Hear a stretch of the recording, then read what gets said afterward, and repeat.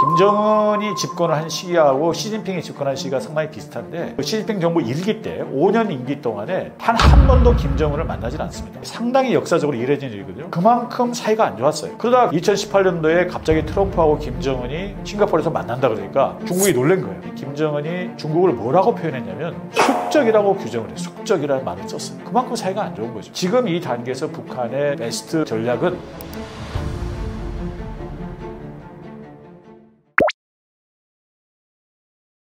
북한과 중국은 이제 그 오래된 역사를 가지고 있고 많은 우리 국민들이 사실은 그 두 나라가 혈맹 관계다, 형제 관계다 이렇게 그 알고 계시는데 사실은 그 많이 다릅니다. 중국의 공산당이 이제 국민당과 내전을 할 때 북한이 초기에 도와줬고 그리고 나서 1950년도 우리 한국전쟁이 터졌을 때 중국이 이제 대규모 파병을 해서 북한을 돕게 되는데 그 한국전쟁 과정에서 중국이 작전 지휘권, 지휘권을 갖는 바람에 많이 그 대립이 발생합니다. 북한 지도부와 중국 지도부 사이에. 그리고 나서 그 1956년도에 소위 말하는 그 8월 종파 사건이라는 게 발생하게 되는데, 그러니까 이제 그 김일성이 자기 권력을 강화하는 과정에서 너무 독주를 하니까 중국에서 온 연안파 그리고 소련에서 온 소련파가 연합을 해서 일종의 쿠데타를 시도를 해요.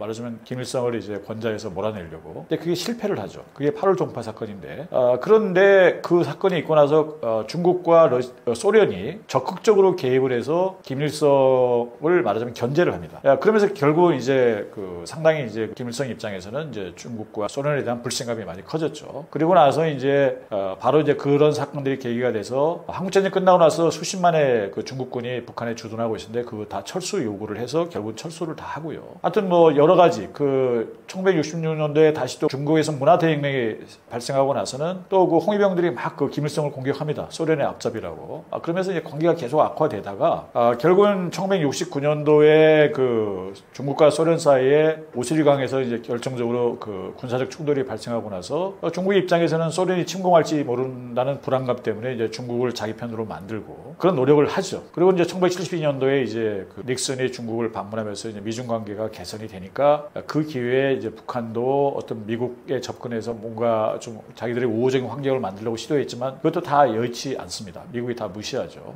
하여튼 이런 과정을 거치면서 그 결국은 이제 모택동 사후에 등소평 주도하에 중국은 개혁 개방의 길을 걷고요. 그러나 북한은 여전히 자력갱생이라는 이제 폐쇄적인 그런 길을 걸어요. 그러면서 이제 많은 차이가 벌어지죠. 그러다 결국은 이제 사회주의 진영이 몰락하면서 1992년도에 이제 한중 수교가 이루어지니까 중국은 결정적인 배신감을 느끼고 중국과 이제 거리를 두고요. 그리고 나서 김정일 시대에 와서 본격적으로 핵 개발에 몰입을 합니다. 그러니까 북한이 핵 개발하는 거는 중국 입장에서는 달갑지가 않아요. 바로 국경도 맞대고 있는 데다가 어찌됐든 북한이 핵을 보유하게 되면 한국이나 일본이나 다른 뭐 대만이나 이런 나라들도 핵을 가지려고 할 수 있기 때문에 어찌됐든 북한의 핵 보유에 대해서 반대를 하고 유엔의 안보리에서 결의하면 적극적으로 같이 제재에 동참해서 북한에서 많은 제재를 했어요. 그러니까 이제 북한은 또 중국을 막 욕하고 비난하고 이런 관계가 갈등 관계가 계속이 된 거죠. 그러다가 김정은 체제가 들어서서 이제 재밌는 거는 김정은이 집권을 한 시기하고 시진핑이 집권한 시기가 상당히 비슷한데 그 시진핑 정부 1기 때 5년 임기 동안에 단 한 번도 김정은을 만나질 않습니다. 이게 상당히 역사적으로 이례적인 일이거든요. 그리고 오히려 우리 한국의 박근혜 대통령이 먼저 중국을 방문하고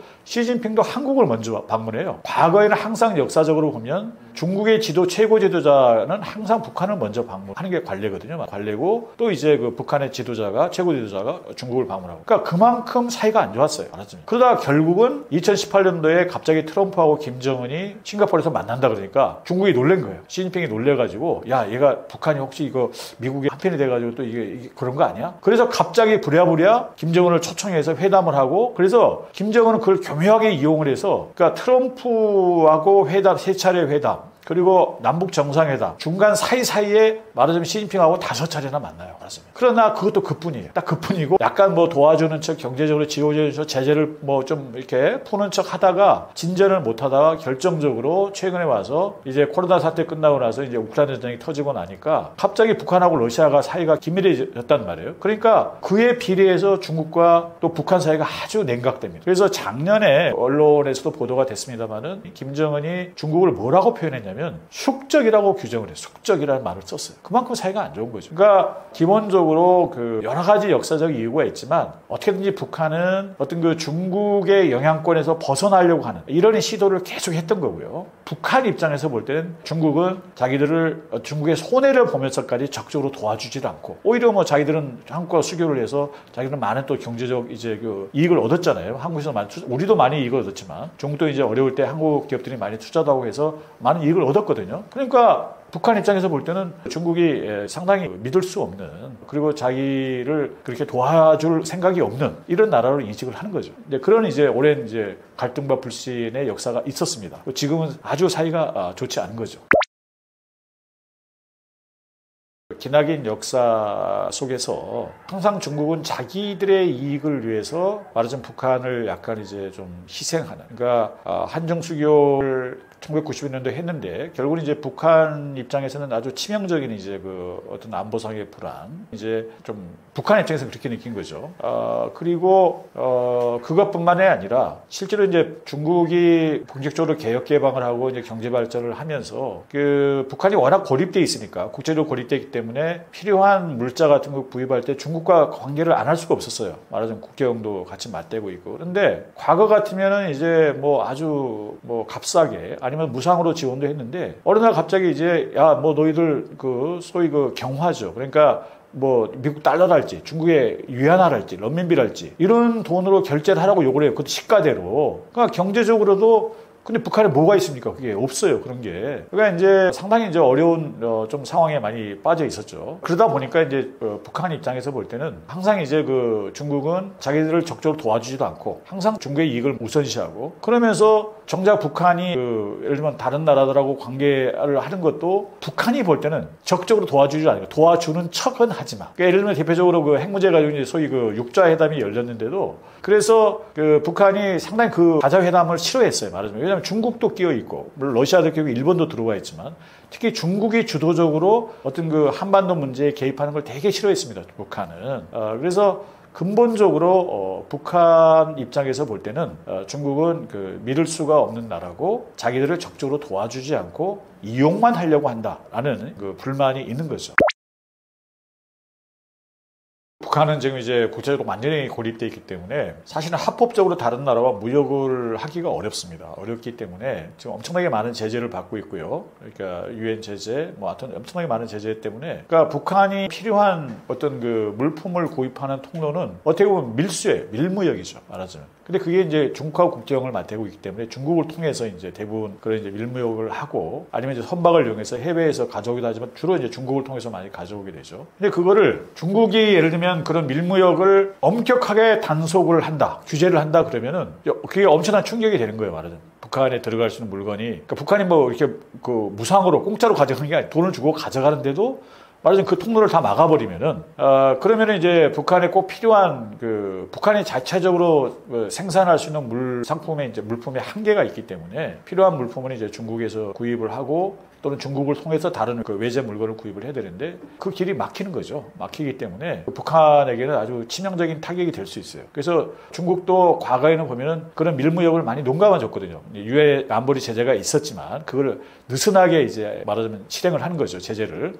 그런데 이제 최근에 와서는 아까 러시아하고 관계가 이제 북한의 관계가 긴밀해지면서 상당히 그 밀무역마저 엄격하게 단속을 한다는 그런 보도가 있었어요. 최근에는. 그러니까 이제 북한도 상당히 이제 불만을 가지고 있는 거죠. 그러니까 결국은 이런 경제적으로 북한이 중국을 싫어하지만 어쩔 수 없이 중국에 좀 의존해야 된다는 이 상황이 북한에게는 최악인 거예요. 어떻게든지 이 상황에서 벗어나고 싶은 거죠. 말하자면. 그러니까 더더욱 그 미국과 관계 개선을 원하는 거고 한국과 어떤 관계 개선할 필요도 있는 거고 경제적 이유가 아주 크다고 봐야 되는 거죠.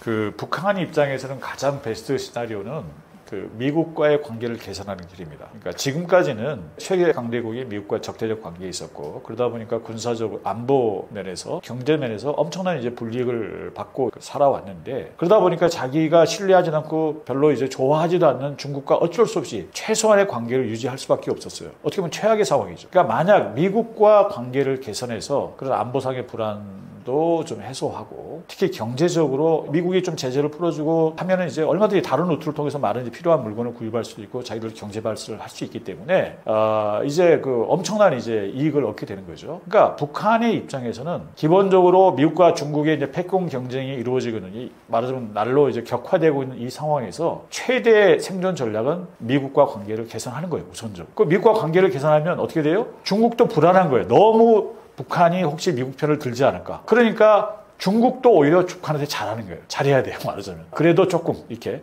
국제관계가 그렇습니다. 국제관계라는 건 국가 간의 관계는 항상 뭐 오르와 나승의 그런 관계가 아니에요. 그러니까 내가 미국하고 관계를 개선했으니까 중국과는 완전히 적대적으로 돌아섰고 이렇게 절대 하지 않습니다. 조금씩은 다들 애매하게 하면서 현실적으로 다 그렇거든요. 우리도 그렇고. 그러니까 어찌됐든 중국과도 일정 정도 관계를 맺어야 돼요. 어찌됐든 이제 국경을 맞대고 있고 여러 가지 관계를 해야 되니까. 그러니까 오히려 미국과 관계를 개선하면 중국도 더더욱 북한에 대해서 신경을 쓰고 더 이제 좀 잘하려고 하는 거죠. 너무 이제 북한이 미국 쪽으로 기울지 않도록. 그러니까 지금 이 단계에서 북한의 베스트 전략은 미국과 관계를 개선하는 겁니다. 그게 최대의 생존 전략이죠.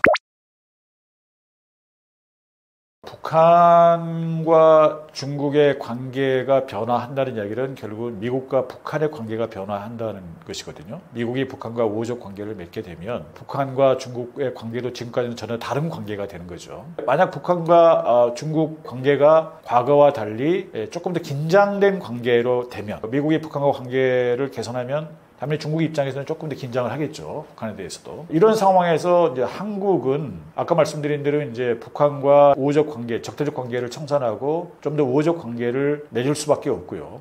그렇게 되면 중국 입장에서는 한국에 대해서 좀 더 신경을 써야 돼요. 사실은 역설적으로 한국이 오히려 더 북한에 대해서뿐만 아니라 한국이 더더욱 미국으로 기울지 않도록 한국에 대해서도 좀 더 신경을 쓰고 잘 하려고 노력을 할 겁니다. 대표적으로 지금 아직 실행은 안 됐지만 중국이 지금 소위 한한령이라고 그래서 한국의 이제 문화 콘텐츠에 대한 많은 규제를 하고 있잖아요. 근데 그거를 규제를 좀 한한령을 해제하겠다라는 이야기가 최근에 일부 언론에서 보도가 됐어요. 아직 뭐 확정이 된 건 아닌데 저는 그 타이밍이 아주 기묘하다고 생각을 해요. 그러니까 뭐냐면은 트럼프 정부가 이제 2기 정부가 들어서 아주 공세적으로 이제 막 이제 나오니까 중국 입장에서는 긴장을 하는 거죠. 이게 트럼프가 이제 보나마나 중국을 겨냥할 텐데 지금 한국과 계속 이런 식으로 냉랭한 이렇게 거리가 있는 관계가 결과적으로 오히려 한국이 더더욱 미국 쪽으로 기울면은 중국의 손해다. 그러니까 이제 한국의 마음을 얻기 위해서 우리가 하나님께서 좀 풀어줄게. 비자 같은 건 좀 이제 많이 좀 자유롭게 해줬잖아요. 그건 우리한테만 해당되는 건 아닌데. 그러니까 어찌됐든 중국 입장에서도 한국에게 조금 더 우호적인 제스처를 좀 취하는 거죠. 말하자면. 그게 말하자면 외교입니다. 외교. 말하자면 좀 밀고 당기는 관계죠. 그러니까 한국이 자기들이 생각하는 어떤 그 최후의 어떤 경계선이 있어요. 넘지 말아야 될 레드라인이 있는 거죠. 그 사람들은 중국 사람은 그걸 핵심 이익이라고 그러는데 주로 이제 타이완 문제에 관련된 여기를 침범하지 않는 이상 자기들이 조금 어느 정도 양보를 하더라도 말하자면 한국과 좋은 관계를 맺고 싶어 하는 거예요. 이제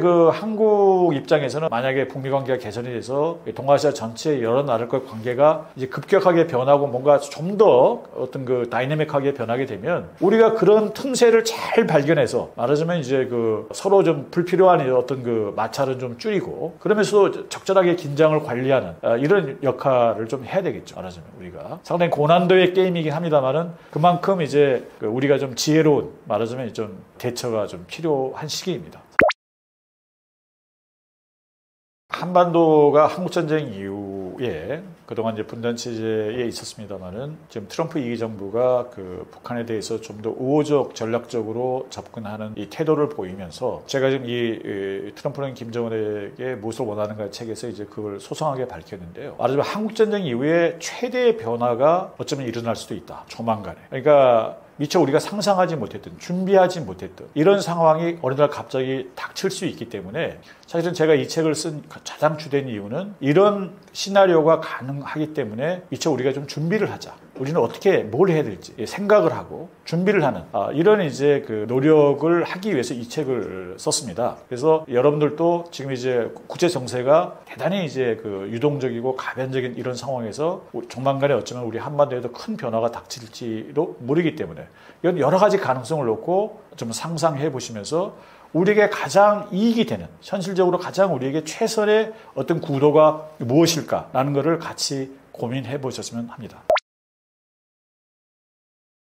그러니까 트럼프가 뭐 대선 기간 중에도 그렇고 당선자 시절에도 그렇고 취임한 이후에도 수차례에 걸쳐서 지속적으로 그 북한의 김정은과 대화를 하겠다, 회담을 하겠다 이런 이야기를 계속 해왔습니다. 우리 많은 국민들이 트럼프가 왜 그럴까라는 궁금해 하시는데 의외로 많은 분들이 혹시 트럼프가 노벨상을 타기 위해서 그런 거 아닐까? 아니면 무슨 경제적 이익을 원해서 그런 거 아닐까? 뭐 이런 이야기를 많이들 하시는데 사실은 그렇지가 않습니다. 그러니까 미국 대통령의 자리가 그 노벨상을 수상을 해서 거기에 대해서 많은 이제 어떤 명예를 느낀다 이런 자리가 아니에요. 사실은 트럼프가 미국 제47대 대통령인데 트럼프는 이제 한번 건너뛰어서 대통령이 됐잖아요. 그리고 그 전에 한번 그 10세기 말에 그렇게 한 번씩 건너뛰어서 대통령이 된 그 대통령이 있었습니다. 그래서 이제 이 사람들은 이제 그 비연속적으로 대통령이 됐기 때문에 그 한 대에 포함이 시키지 않는데 그러니까 실제로 보면은 역대 미국 대통령이란 자리에 오는 사람은 45명밖에 안 돼요. 그런데 노벨상을 수상한 사람들은 개인으로 봐도 한 거의 1000명 가까이 되고요. 그 조직이나 기관을 포함하면 1000명이 넘습니다. 그러니까 사실은 미국 대통령이 되기가 훨씬 어려운 거죠. 훨씬 더 영예로운 자리입니다. 따라서 노벨상 자체가 미국 대통령이 그렇게 영예로운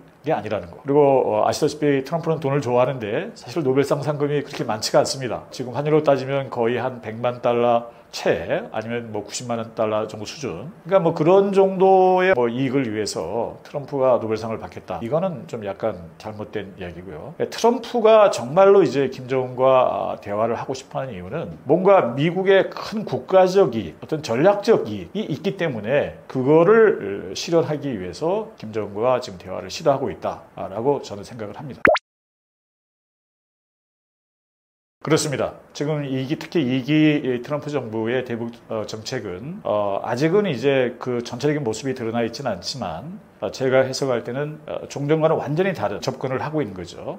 아들 부시 때만 하더라도 북한을 예를 들면 악의 축이다 이렇게 규정을 하고 대단히 적대시했습니다. 그래서 사실은 이제 예를 들면 그 전에 이루어졌던 뭐 제네바 합의 같은 것도 사실상 이제 무력화시키고 북한과 일체 대화를 하지 않고 그 사이에 이제 북한은 계속 이제 핵 개발에 몰두를 했죠. 오바마 대통령 때도 사실은 이제 그 전략적 인내라는 표현을 써가면서까지 어떻게 보면 이제 북한을 무시했어요. 그대로 놔둔 거예요. 말하자면 일체 대화도 하지 않고 부시 대통령이나 오바마 대통령이 이런 정책을 취했던 배경에는 기본적으로 북한 체제가 오래 가지 못할 것이다. 얼마 지나지 않아서 붕괴될지도 모른다. 라는 이제 암묵적인 가정이 있었던 거예요. 그러나 이제 지나고 보니까 이제 그렇지가 않은 거죠. 오히려 북한의 핵이나 미사일 능력은 더 고도화되고 그래서 이제 트럼프 대통령은 아시다시피 1기 때 2018년도 싱가포르 회담 그리고 2019년도 하노이 회담 그리고 판문점 회담을 3번에 걸쳐서 김정은과 회담을 했는데 사실은 당시에 트럼프가 김정은과 회담을 한 거는 상당히 즉흥적이었어요. 그러니까 오바마 대통령으로부터 이제 정권을 말하자면 인계받으면서 오바마 대통령이 그랬죠. 그 북한의 핵 문제가 아마 가장 큰 난관이 될 것이다. 그래서 트럼프가 아시다시피 처음에는 북한에 대해서 공격적인 이제 이야기를 막 표현을 해가면서 북한도 압박을 하고 막 이러면서 이제 핵 문제를 말하자면 힘으로 해결해 보려고 했지만 그게 뜻대로 되지 않으니까 갑자기 이제 그 대화를 시작을 합니다. 미처 준비도 되지도 않은 상태에서 사실은 이제 실질적인 성과를 내지 못하고 이제 끝났는데 1기 트럼프 정부가 김정은과 회담을 하는 과정에서 그 미국 정부의 관료들이 북한에 대한 심층적인 연구, 스터디를 한 거죠. 그러면서 대단히 중요한 사실을 발견합니다. 어떤 뭐냐면은 이제 그 북한과 중국 사이에 대단히 큰 어떤 갈등과 어떤 분열, 균열이 있다. 그래서 이 사실을 발견하고 나서 지금 현재 2기 그 트럼프 정부는 기본적인 미국 정부의 전략적 목표가 중국의 견제거든요. 중국의 성장 속도를 좀 늦추고 중국의 파워가 좀 더 커지는 걸 이제 좀 억제하겠다는 건데 그러기 위해서 북한과 중국 사이에 그런 커다란 갈등이 있다면 중국을 견제하는데 좀 쓸 수도 있지 않을까라는 그런 전략적인 인식을 한 거죠. 그래서 2기 정부, 지금 트럼프 정부가 북한에 대해서 접근하는 어떤 태도는 종전과는 근본적으로 다른 접근이다 이렇게 말씀드릴 수 있을 것 같습니다. 그러니까 이제 미국이 북한에 접근하는 그 목표를 이해하기 위해서는 미국의 어떤 그 국가 전략을 좀 이해할 필요가 있습니다. 신정부가 출범을 하게 되면 보통 1년차 때 이제 국가 안보 전략이라는 문서를 발표를 합니다. 여기에 이제 미국이 세계를 어떻게 바라보고 있고 앞으로 어떤 전략을 실행하겠다는 핵심적인 내용들이 담겨져 있는 거죠. 그런데 2017년도에 트럼프 1기 정부 때 그 국가안보 전략에서 러시아와 중국을 전략적 경쟁자로 규정을 합니다. 그 이전에는 이제 테러와의 전쟁에 집중을 했는데, 그러니까 사실상 2017년이 신냉전의 시작점이라고 볼 수 있어요. 그리고 나서 바이든 정부가 들어서는데, 바이든 정부는 그 국가안보 전략에서 오히려 트럼프 1기 정부 때보다 한 단계 더 나아가서 그것도 미국이 주도하는 국제 질서에 도전할 수 있는 의사와 능력을 가지고 있는 유일한 경쟁 국가가 중국이다, 이렇게 규정을 했어요. 놀라운 사실이죠. 그러니까 미국은 민주당이든 공화당이든 기본적으로 사실상 중국을 유일한 경쟁 국가, 그러니까 중국과의 경쟁에서 이기는 게 전략적 목표가 되는 거예요. 그러니까 이 목표를 실현하기 위해서 나머지 국가들과 관계를 맺는 거고, 이 목표를 실현하는 데 도움이 되는 국가들과는 우호적 관계를 맺는 거고, 그게 방해가 되는 국가들과는 이제 적대적 관계를 맺겠죠. 그런 의미에서 아까 말씀드린 대로 북한과 중국 사이에 상당한 갈등이 있고 어떤 적대적 어떤 그 긴장이 있다라는 것을 발견한 현재 시점에서는 중국과의 경쟁에서 이기기 위해서, 또 중국을 견제하기 위해서는 북한을 활용할 수 있는 어떤 그 가치가 상당히 있는 거죠. 그러니까 궁극적으로 미국이 원하는 전략적 이익은 중국의 힘을 약화시키는, 북한을 이용해서 중국의 힘을 약화시키는 겁니다.